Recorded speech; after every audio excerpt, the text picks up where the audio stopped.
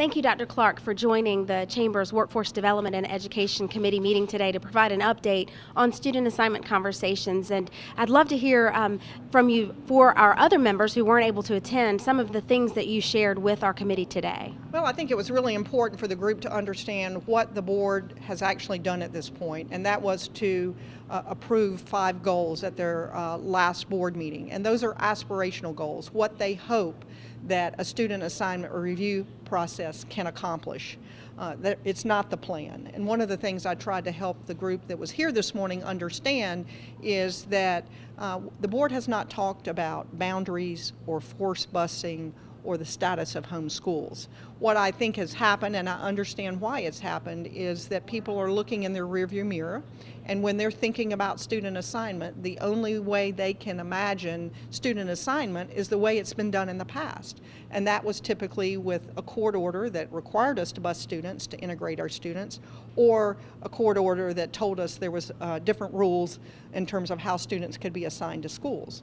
The difference this time is that the district is initiating this review on our own as a part of a natural 6-year cycle to take a look at our student assignment plan. So there's been no talk.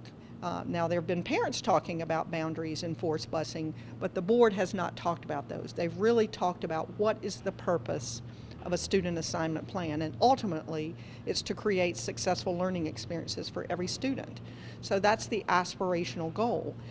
The next steps for the board will be to look at their guiding principles, and we'll start with our current guiding principles that do talk about the importance of home schools, that do talk about the role of magnet schools, that do talk about the notion of proximity. And we'll start with our existing guiding principles and then determine what else is needed to support these newly approved 5 goals. And so I think the other thing I tried to share with the group is there isn't a plan. I would be the architect of that plan, and so without goals, how could I begin architectural work? And so the next step will be those guiding principles, and then we will have a tremendous opportunity for community engagement and input. The other thing I would want the Chamber membership to understand is that nothing is happening for the 2016-17 school year, and that it would be my goal to lead with choice and increasing our magnet schools where we have huge demand from parents and aren't able to offer enough seats. And we'll also use our capital needs assessment process that's underway right now, with hopefully an opportunity for a November 2016 bond referendum to expand those choices and options as a first step in student assignment.